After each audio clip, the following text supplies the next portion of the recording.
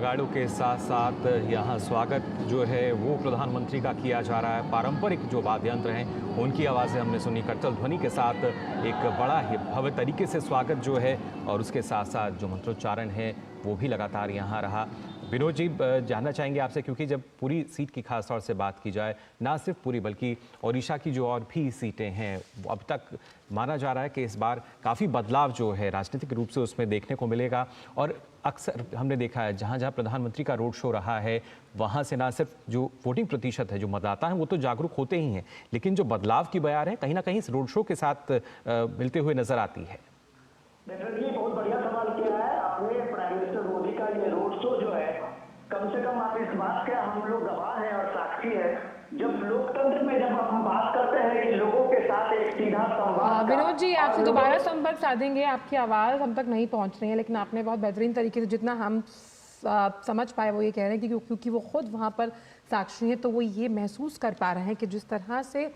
लोगों का प्यार प्रधानमंत्री को मिल रहा है, और ख़ास तौर पर जिस पूरी जगन्नाथ धाम की हम बात कर रहे हैं, यहाँ पर आप हुजूम देखकर समझ सकते हो। और इस बार अगर हमने देखा मुकुल, तो ख़ास तौर पर कई चुनावी जनसभाएं यहाँ पर प्रधानमंत्री की हुई हैं, और उस लिहाज से बीजेडी की अगर बात की जाए तो उसे घेरने की कोशिश भी की गई कई मुद्दों पर, जिसमें सबसे अहम अगर बात की जाए तो ओडिशा अस्मिता जो था बनाम, ये बहुत अहम मुद्दा रहा है इस लोकसभा चुनाव 2024 को लेकर। बिल्कुल आंचल, लेकिन खासतौर से इस रोड शो की बात की जाए, हमने देखा कैसे जो महिलाएं हैं वो आगे चल रही थी, यहाँ पे नेतृत्व कर रही हैं इस रोड शो का, और साथ ही साथ जो लोग हैं ना सिर्फ दोनों तरफ सड़कों के छोर पे नजर आए, बल्कि जो इमारतें हैं आसपास उनकी छतों पर भी नजर आए, हाथ हिलाकर प्रधानमंत्री का वो स्वागत कर रहे थे। प्रधानमंत्री ने भी हाथ हिलाकर उनका अभिवादन स्वीकार किया। ये तस्वीरें अपने आप में काफ़ी कुछ बयां करती हैं, किस तरीके से प्रधानमंत्री जहां भी पहुंचते हैं नई ऊर्जा का संचार करते हैं, और उसी ऊर्जा से लबरेज जो उत्साह है वो पूरी तरीके से चरम पर नजर आता है। बिल्कुल, और आप देख सकते हैं हर आयु वर्ग का व्यक्ति यहाँ प्रधानमंत्री को एक जन सेवक, प्रधान सेवक के तौर पर देख रहा है, जिसका जिक्र प्रधानमंत्री ने हर चुनावी जनसभा में किया है। और आप देख सकते हैं कि यहाँ पर भी चाहे बच्चे हैं, बुजुर्ग हैं, और जिस आधी आबादी की हम बात कर रहे हैं, जो पूरी उम्मीद की जा रही है कि इस बार का हमेशा से वैसे तो अहम वोट बैंक रहा है, लेकिन आधी आबादी की जो मुखर आवाज़, जिसमें लगातार प्रधानमंत्री ने कहा कि जब हम विकास की बात करते हैं उसकी अगुवाई महिलाएं करती हुई नजर आए, और यही आत्मनिर्भर भारत की वो सशक्त तस्वीर है जिसको हम यहाँ भी देख पा रहे हैं। पारंपरिक वेशभूषा में यहाँ पर लोग मौजूद हैं। मंत्रोच्चारण के साथ इस रोड शो में आपने ध्वनि के साथ सुना, करतल ध्वनि के साथ सुना कि किस तरह से लोग जब जानते हैं कि आज काफ़ी अहम दिन है दो लिहाज से, क्योंकि विधानसभा चुनाव भी हैं ओडिशा में, क्या वहाँ पर बदलाव होता है नहीं, इसका फैसला भी जनता को करना है। और लोकसभा 2024 की जब हम बात करते हैं चुनावों की, तो आज 5 अहम सीटें हैं जहाँ वोट डाले जाएंगे, जिसमें बारगढ़, सुंदरगढ़, बुलंगीर, कंधमाल और अस्का शामिल हैं। जी बिल्कुल, इन सीटों पर जो मतदान है वो जारी है, लेकिन इसके साथ साथ जो सीटें बचती हैं वहाँ पर भी जो मुकाबला है दिलचस्प देखने को मिलेगा। और ख़ासतौर से इस रोड शो की अगर हम बात करें, जैसा आपने कहा कि जो लोग हैं पारंपरिक वेशभूषा में, और उसके साथ साथ जो वहाँ की लोक संस्कृति है उसकी भी झलक इस रोड शो में हमें यहाँ देखने को मिली। क्योंकि भगवान जगन्नाथ की भी अगर हम बात करें तो अलग अलग तरह की जो कहानियाँ हैं वो प्रचलित हैं उनके बारे में, और ख़ासतौर से ये कहा जाता है कि जब तक भगवान जगन्नाथ नहीं चाहते वहाँ पर कुछ नहीं होता। विनोद जी, अगर देखा जाए तो शायद जगन्नाथ जी की ही इच्छा के मुताबिक हम कह सकते हैं कि यहाँ एक ये जो भव्य रोड शो है ये भी आज हमें देखने को मिला।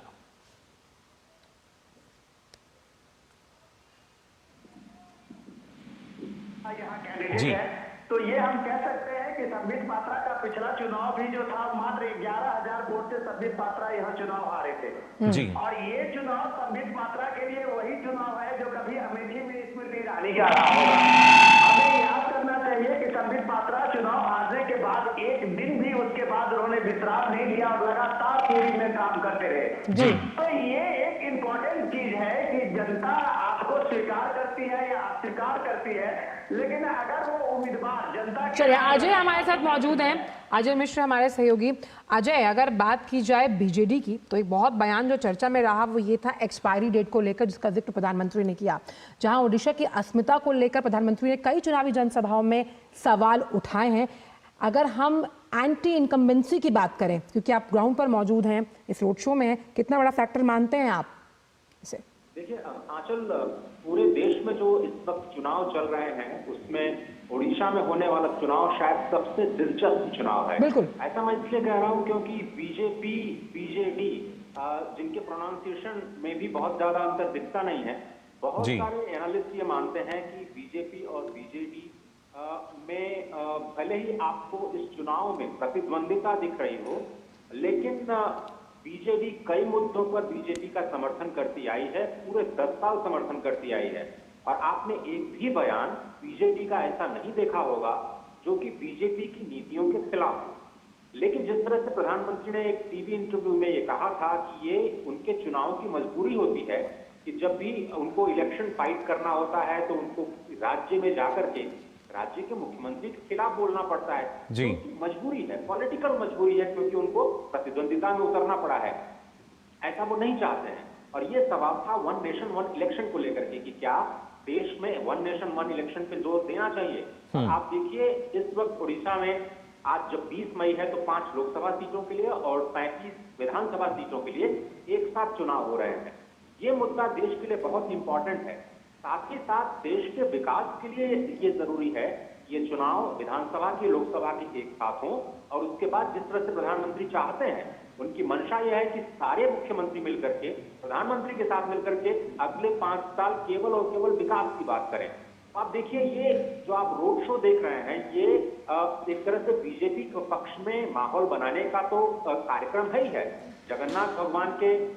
भगवान को लेकर के जो आस्था है प्रधानमंत्री मोदी की, वो तो स्पष्ट दिख ही रहा है। और आज केवल प्रधानमंत्री मोदी ही नहीं, राउरकेला में आप देखिए गृह मंत्री हैं हेमा मालिनी जी बीजेपी के पक्ष में समर्थन बना रही हैं। अश्विनी वैष्णव जो कि बहुत तेज तर्राक लीडर माने जाते हैं, रेलवे को लेकर के बहुत बड़ा काम किया है, वो भी बीजेपी के पक्ष में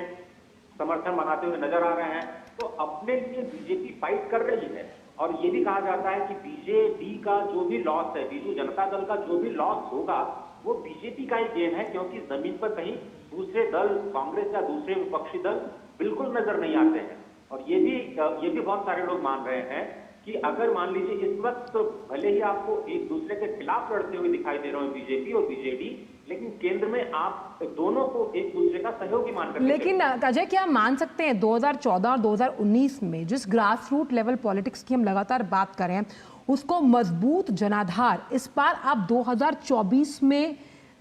देखते हुए नजर आ रहा है? क्योंकि लगातार अगर बात की जाए कि बीजेडी ने कई मुद्दों पर हालांकि केंद्र में सपोर्ट किया है भाजपा की अगर बात करें, लेकिन लंबा समय है और क्या जो वहां की जनता है वो बदलाव की एक्सपेक्टेशन के साथ है? देखिए प्रधानमंत्री नरेंद्र मोदी के आप बयानों को बहुत ही बारीकी से समझिए। और जब उन्होंने ये कहा कि हम विकसित भारत की ओर अपने कदम बढ़ा रहे हैं और हमने 2047 तक का रोड मैप बना लिया है, तो 2047 के रोड मैप में जो सबसे बड़े स्तंभ है विकसित भारत के, मुकुल और आंचल, वो ईस्टर्न इंडिया का विकास है। क्योंकि वेस्ट इंडिया का विकास हो चुका है जिसमें तमिलनाडु और गुजरात जैसे बड़े राज्य शामिल हैं जो $1 ट्रिलियन की ओर जा रहे हैं। लेकिन उड़ीसा, पश्चिम बंगाल, बिहार, उत्तर प्रदेश, मध्य प्रदेश जैसे ऐसे राज्य जो कि पूर्वी इलाके में है भारत के, उनका आसाम ये सब लेकर के उनका विकास नहीं हो पाया जब तक वो विकास की धारा में शामिल। यानी विकास के जो मुद्दे हैं वो तो काफी अहम है ही अजय, लेकिन विनोद जी आपसे भी जानना चाहूंगा, ना सिर्फ विकास का जो मुद्दा है उस पर तो शायद एक सहमति जो है वो नजर आ सकती है बीजेपी बीजेडी में, लेकिन जिस तरीके से अब क्योंकि चुनावी समर चल रहा है, इस चुनावी मैदान में प्रतिद्वंदिता जो है वो जाहिर तौर पर हमें देखने को मिल रही है, और खासतौर से इस रोड शो का जो असर है वो किस तरीके से देखते हैं आप? देखिए ये रोड शो के साथ में अगर हम थोड़ी सी उड़ीसा की सियासत की बात करें तो सबसे इम्पोर्टेंट चीज ये है कि इस पूरे के आप ये देखिए लोकसभा और विधानसभा के चुनाव यहाँ साथ हो रहे हैं और उस चुनाव में वहाँ बीजेपी वर्सेस बीजेडी है। कांग्रेस एक तरह से आप कह सकते हैं कि इस पूरे मैदान से बाहर है।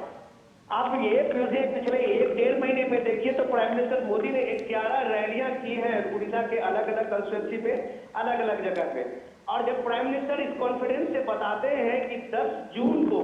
हम आपको अपने नए चीफ मिनिस्टर के लिए शपथ ग्रहण समारोह के लिए आमंत्रित करते हैं, तो जाहिर सी बात है ये बीजेपी का कॉन्फिडेंस है। और कॉन्फिडेंस इसलिए है कि आप पिछले 2019 का इलेक्शन आप ये देखिए, तो ये बीजेपी वर्सेस बीजेडी के उस चुनाव में बीजेडी से बीजेपी मात्र 4% के उसके परसेंटेज में उसकी कमी थी और सिर्फ 4% के स्विंग से विधानसभा चुनाव में बीजेडी ने 111 सीटें ली थी, जबकि बीजेपी दूसरे नंबर पे 23 सीटें पे आई थी। लेकिन एमपी के में देखिए कि वहां उड़ीसा ने 8 बीजेपी के एमपी को उड़ीसा से चुन के भेजा था जी। तो ये भी एक इम्पोर्टेंट चीज है कि उड़ीसा के लोग जानते हैं कि मोदी कितना इम्पोर्टेंट है देश के लिए, उड़ीसा के लिए, तो वो कम से कम बीजेपी एमपी को चुनने पे कभी विनोद जी क्या आप ये मानते हैं कि इस बार कोई ना कोई रिकॉर्ड बनना तय है? अगर हम बात करते हैं, क्योंकि ये साख बचाने की बात बीजेडी के लिए भी है, तो अगर जो भी कोई चुनावी परिणाम आता है, अगर बीजेडी अपना गढ़ बचाने में कामयाब रहती है तो 20 वर्षों से उड़ीसा की सत्ता पर काबिज है नवीन पटनायक, और अगर भाजपा पूर्ण बहुमत हासिल करती है तो पहली बार भाजपा की सरकार बनेगी। कोई ना कोई रिकॉर्ड जरूर बनेगा।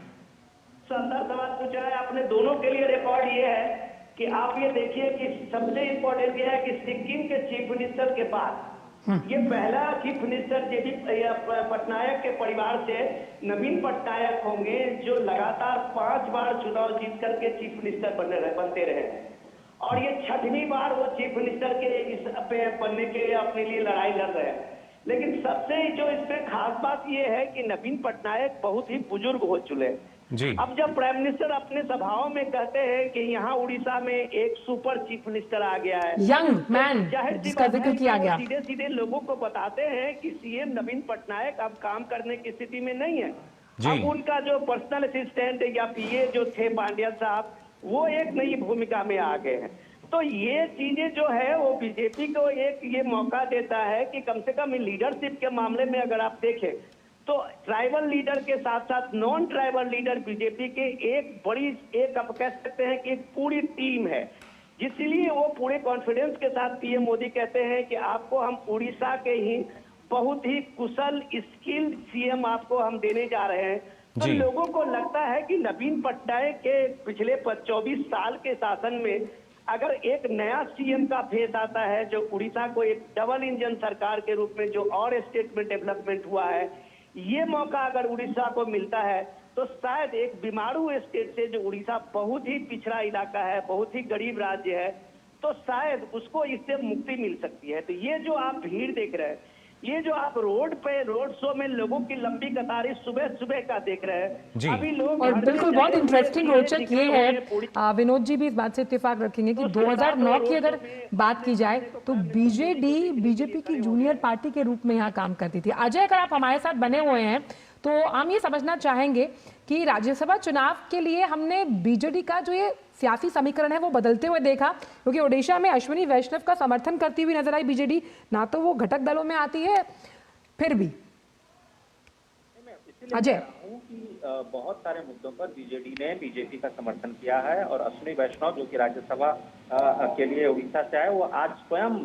बीजेपी के लिए वहां पर प्रचार करते हुए दिखाई दे रहे हैं। तो इसमें कोई दो राय नहीं है कि जो एंटी इनकम्बेंसी है बीजेडी के खिलाफ, वो बीजेपी को इस चुनाव में फायदा देती नजर आएगी। लेकिन आप देखिए कि ये जो जगन्नाथ भगवान जी का रोड कॉरिडोर जो कि इसी जनवरी में बनाया गया, और आपको जानकर के खुशी होगी कि 17 जनवरी को ये जगन्नाथ का परिक्रमा कॉरिडोर इनॉग्रेट किया गया और 22 जनवरी को भगवान श्री राम का जो प्राण प्रतिष्ठा के समारोह में प्रधानमंत्री शामिल हुए। तो ये दोनों चीजें ही सनातन को आगे लेकर के जाती हैं। इस चीज को समझना, बार बार मैं ये बात कह रहा हूँ कि जमीन पर भले ही ये दोनों दल प्रतिद्वंदिता करते हुए दिख रहे हैं, लेकिन ये दोनों ही विकास की बात कर रहे हैं, दोनों ही सनातन के संरक्षण की बात कर रहे हैं। और केवल परिक्रमा पथ ही नहीं, हजारों ऐसे मंदिर हैं उड़ीसा में जिनका जीर्णोद्धार करने का राज्य सरकार ने जिम्मा उठाया है। और राज्यों के तौर पर अगर हम बात करें तो उड़ीसा शायद उन चंद राज्यों में से होगा जो इस तरह के पुनरुद्धार की बात कर रही है। उसमें केवल मंदिरों का पुनरुद्धार नहीं है,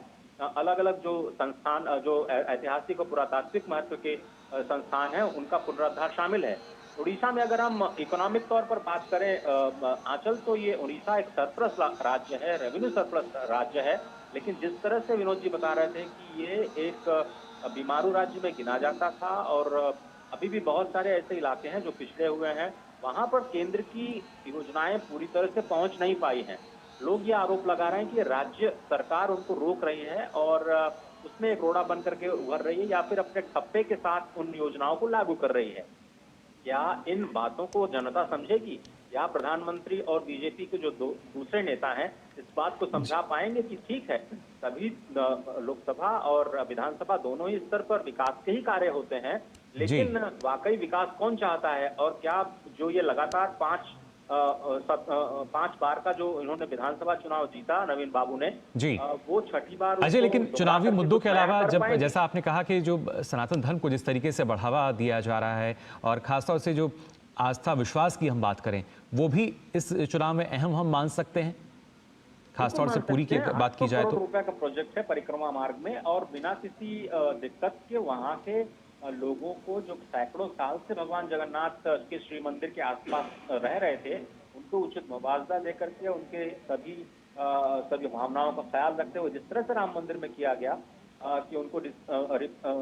रिप्लेसमेंट किया गया, उनको उचित स्थान दिया गया, मुआवजा दिया गया, और सभी का सम्मान किया गया कि भाई आपने श्री मंदिर के लिए इस भूमि का दान किया है। और अब श्री मंदिर का जो प्रोजेक्ट है वो बहुत बड़ा प्रोजेक्ट इसलिए है क्योंकि 80 लाख लोग जो उड़ीसा में आते हैं भगवान श्री मंदिर और लिंगेश्वर जैसे और कोणार्क जैसे जो ट्रायंगल कहा जाता है, आध्यात्मिक ट्रायंगल उड़ीसा का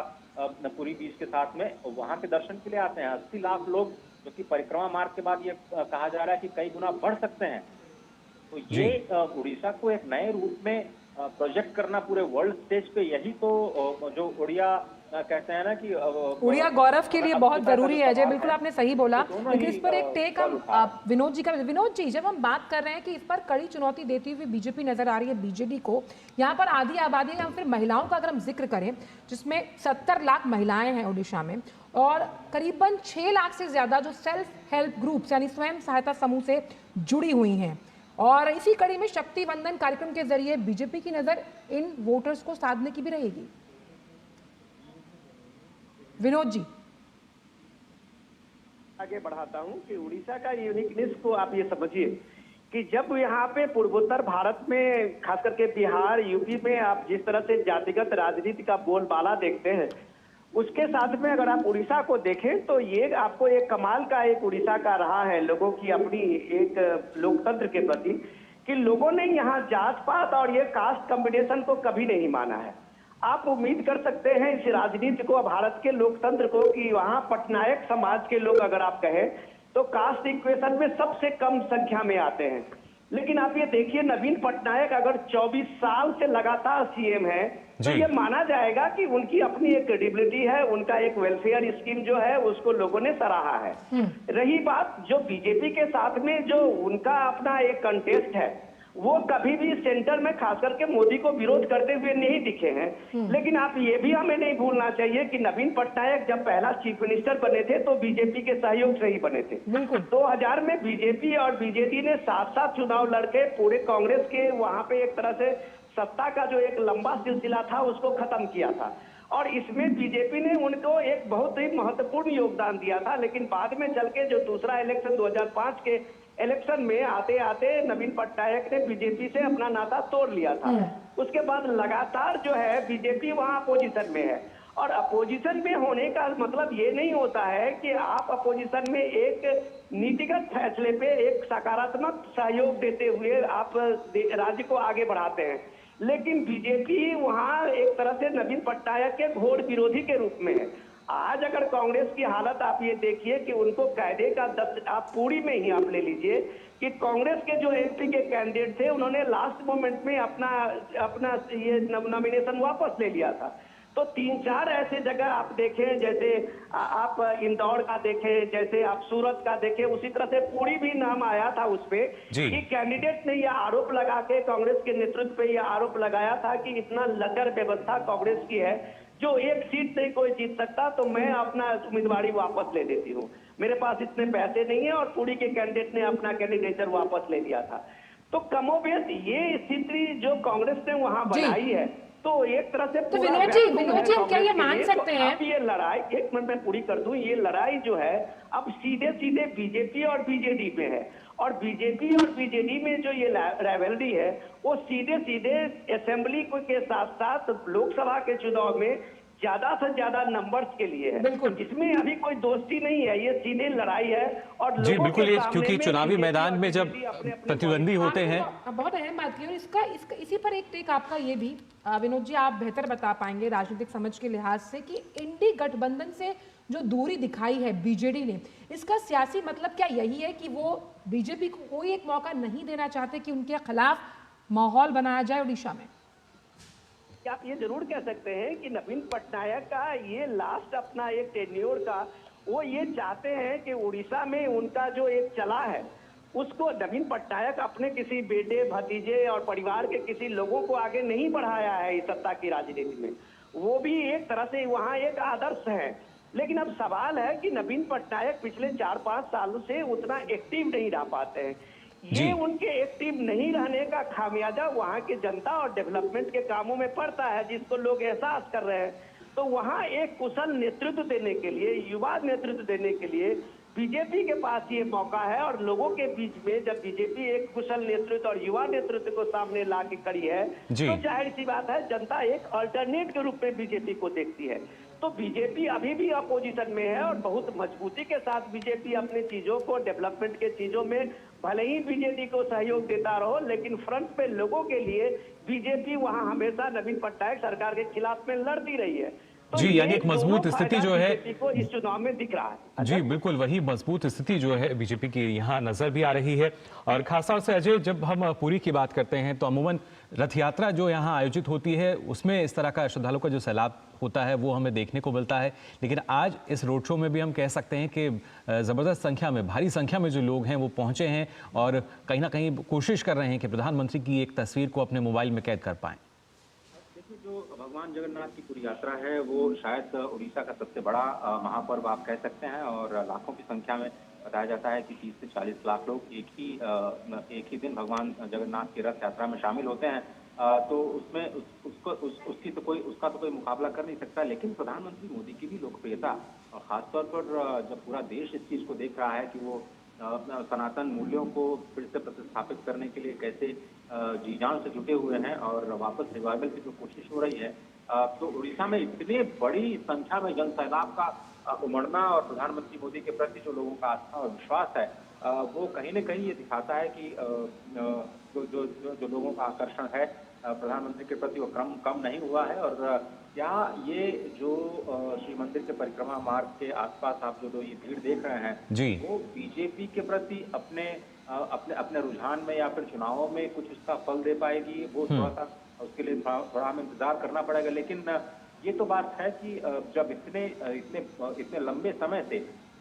25 वर्षों से अगर एक ही शासनकाल आप देख रहे हो तो कुछ न कुछ जनता बदलाव जरूर चाहेगी। और आप देखिए कि जब कई विपक्षी दल तो सामने है ही नहीं है बीजेपी के अलावा, और जिस तरह से महिला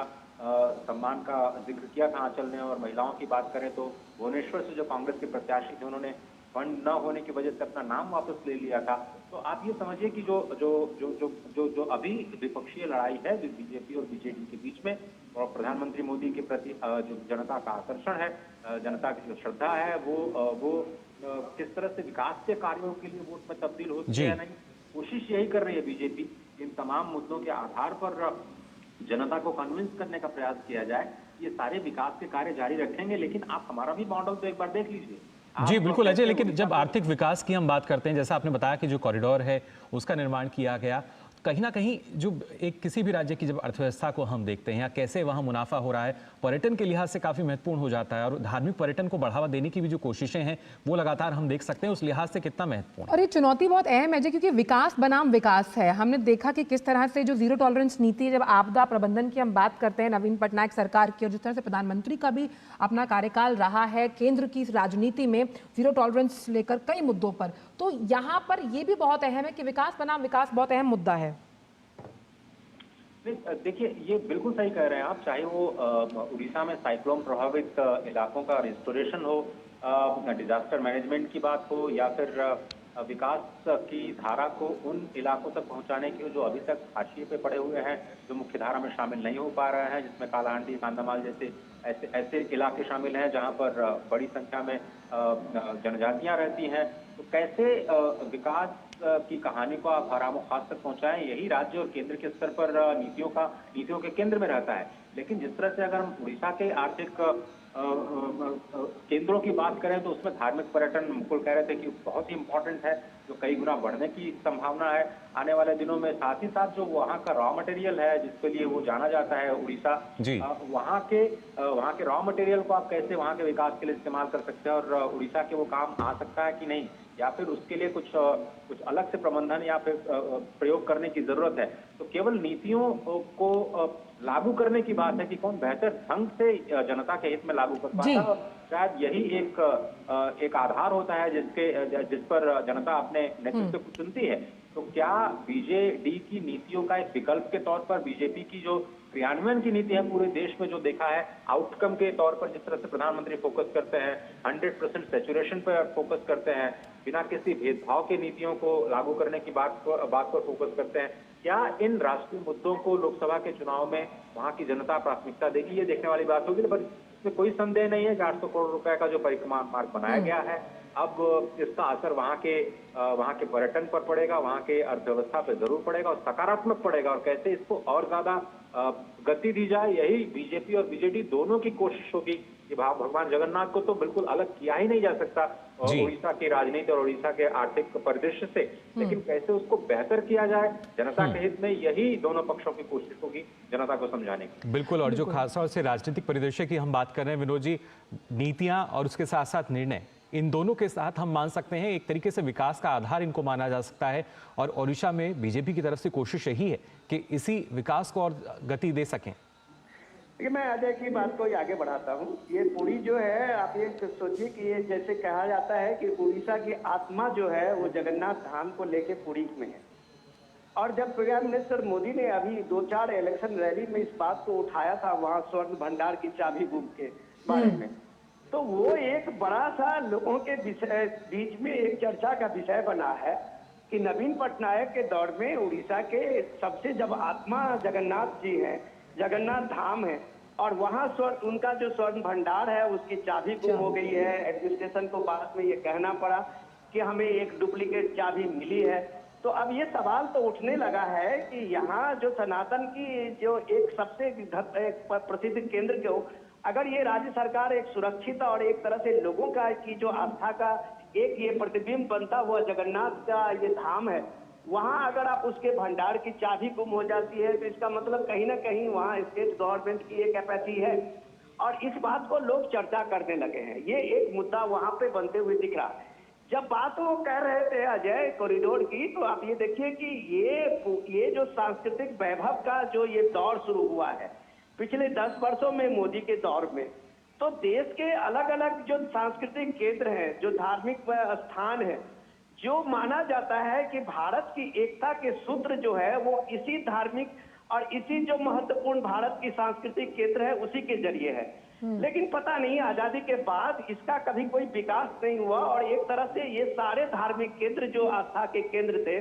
चाहे वो शंकराचार्य के चारों मठों हो या फिर उड़ीसा के ये जगन्नाथ धाम के वो सारे तीर्थ स्थल हो, वो एक या बनारस का काशी कॉरिडोर को काशी विश्वनाथ जी का मंदिर हो, अयोध्या के रामलला के प्राण प्रतिष्ठा के बाद ही दुनिया के सतह पे उसे जान पाया हो। तो ये सारी चीजें जो एक उद्भव देखते हैं, जिसको आप कहते हैं कि विकास के साथ विरासत के साथ विकास, तो विरासत संभालने का जो ये 10 साल का फेज है, वो प्राइम मिनिस्टर मोदी को जब आप पूरी देखते हैं तो लोगों को एक बड़ा एक विश्वास जगता है अपने लीडर के प्रति। आप ये सोच सकते हैं कि 10 लाख से ज्यादा लोग एक रथ यात्रा में यहाँ 20 से 25 लाख लोग दुनिया के विदेशी से प्रवासी से लेके और विदेशी पर्यटक जिस शहर में आते हो, उस शहर की पूरी इकोनॉमी एक धार्मिक केंद्र को लेके है, उड़ीसा जगन्नाथ जी को लेके है, जगन्नाथ धाम को लेके है। और उसकी भव्यता अगर सरकारों ने सक्सेसिव जितनी भी गवर्नमेंट है उसने नहीं की है, तो वो एक सेकुलरिज्म के कारण वो उनकी बेईमानी नहीं है, वो सीधे सीधे एक सनातन के प्रति उनकी एक उदासीनता रही है। और ये उदासीनता राज्य की जो इकोनॉमी जी। है उसको सबसे ज्यादा डैमेज किया है। जी। तो जब ये कह रहे थे पूरी कॉरिडोर जो बनने की बात अजय कह रहे थे, मुझे याद है जी। कि जैसे ही रामलला विराजमान के प्राण प्रतिष्ठा की वहां जबरदस्त अयोध्या में तैयारी शुरू हुई थी, तो उड़ीसा के लोगों, खासकर के पुरी के लोगों को भी ललक बढ़ी थी कि जगन्नाथ धाम जो है वो भी पूरे दुनिया में उसी तरह के आकर्षण है, इसका भी डेवलपमेंट होनी चाहिए। तो वो कॉरिडोर बनना शुरू हुआ, वहां राज्य सरकारों की भी एक भूमिका थी उसमें, लेकिन वो एक तरह से एक भगवान अयोध्या का पुनर्निर्माण के साथ में ही पुरी का वो पुनर्निर्माण का काम शुरू हुआ था। तो ये लोगों ने देखा है, महसूस किया है कि भारत के ये जो सांस्कृतिक जी, केंद्र विनोद जी। है, सांस्कृतिक धरोहर है, ये मोदी के इस दौर में 10 साल के दौर में उड़िया ये गौरव या फिर सांस्कृतिक उड़िया वैभव और अस्मिता विकास की का जब हम दौर बात कर रहे हैं तो वो अहम मुद्दा हो सकता है, लेकिन मैं आपसे एक ही चीज समझना चाहूंगी कि जब हम विरोधी वोट बैंक की बात करते हैं, खास तौर पर लगातार कोशिश ये की जा रही है, अगर हम उड़ीसा की बात करें तो किस तरह से ये अगर विरोधी जो वोट बैंक है अगर ये बीजेपी और कांग्रेस में बंटता है, उसका सीधा फायदा बीजेडी को होता हुआ नजर आएगा। इसके बारे में क्या कहेंगे आप? देखिए, ये सवाल तो आपका दुरुस्त है, लेकिन अगर आप 2019 के इलेक्शन में देखें तो थोड़ा सा आपको इसमें ये देखना पड़ेगा कि लोगों ने ये मान लिया है कि कांग्रेस की भूमिका यहाँ पे नहीं है। तो कोई भी समझदार वोटर जो है वो ये बात जान लेता है जब इसकी भूमिका नहीं है तो अपना वोट जाया नहीं करता है। उस समय में भी आप देखें उड़ीसा में 8 सीटें, सिर्फ कांग्रेस को 141 की असेंबली में सिर्फ 8 सीटें आई थी। तो ये उसके बाद की स्थिति आप ये देखें, मैंने नहीं देखा राहुल गांधी का कोई बड़ा दौरा या बड़ी रैलियां उड़ीसा में कहीं होती हो। जी। एक वर्चुअल रैली मुझे याद है